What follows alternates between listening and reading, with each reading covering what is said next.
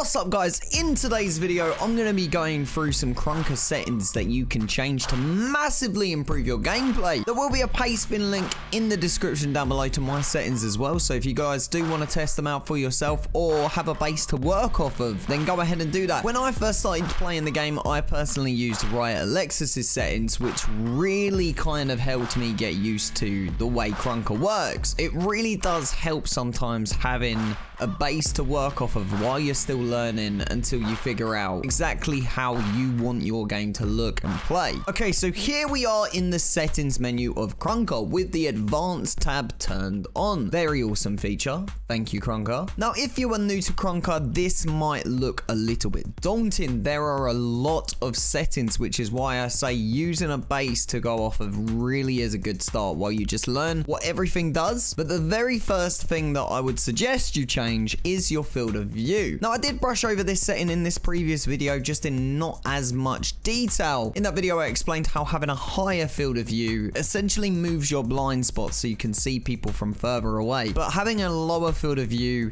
essentially makes people feel closer. As I'm sure you can imagine, it is a lot easier to hit your shots, especially for beginners if you have a lower field of view. The weapon ADS FOV power, if you do not know what this stands for, it stands for weapon aim down sight field of view power.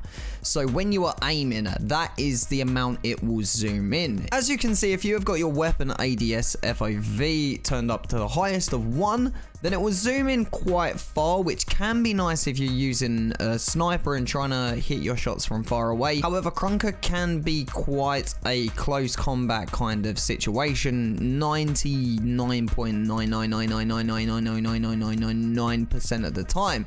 So I would suggest having that lower as well. I normally have it at about 0.1. As you can see, when I zoom in, there is a slight change, but it's so minimal that it doesn't really make a difference when it comes to my targeting. As you probably noticed too, I do have my weapon on hide on ADS, which is genuinely one of the best settings for you to change to get good at Krunker. Let's just say, for argument's sake, that this little bit of grass right here, this is someone crouching. Okay, so this is their head. All right, that's about head level. Yeah, that's about their head. And then this is their crouching level, right? So if I aim in for their head and they go to crouch, as you can see, my weapon blocks their crouch. You'll obviously know that they're crouching because you can't see them on the left or the right of your gun, but it is still a little bit off-putting personally, so I always have the hide weapon on ADS. So the next setting you are going to want to change is your sensitivity. Personally, when I first launch a game, this is the first thing I change. No matter what you have the DPI on your mouse set to, from game to game, your sensitivity will need to be adjusted just because of how the game's been made and etc, etc. It just changes. I don't know why. If they could all keep all sensitivity the same, that'd be amazing, but they don't. It's just not a thing.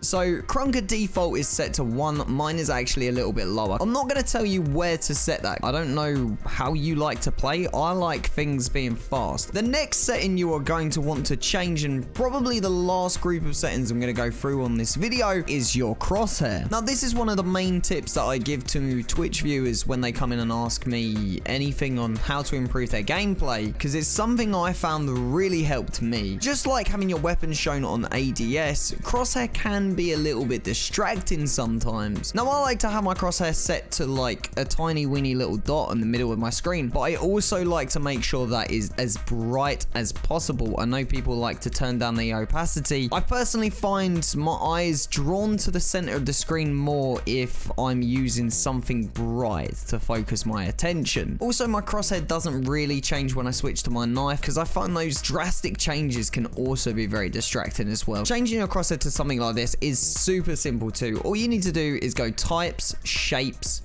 solid circle. You want that custom opacity set to 1, so there is no transparency, always shown, and then adjust those colors, like I said, to something very bright. Whatever color kind of fits your stream aesthetics, or like whatever color is your favorite color.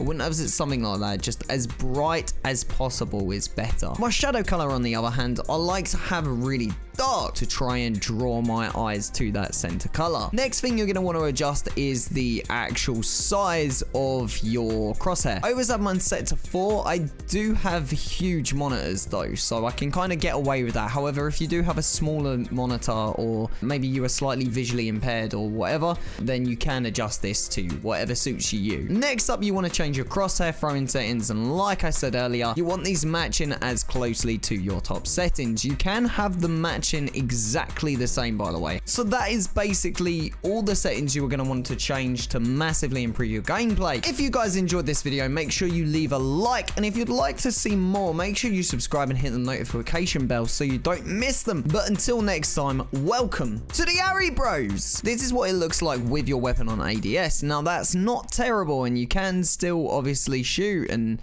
the gun looks incredible. And I mean, there's a little pixel on my gun there, actually, right in the center, which is a bit horrible to look at. Like, Jesus Christ, what quality is that?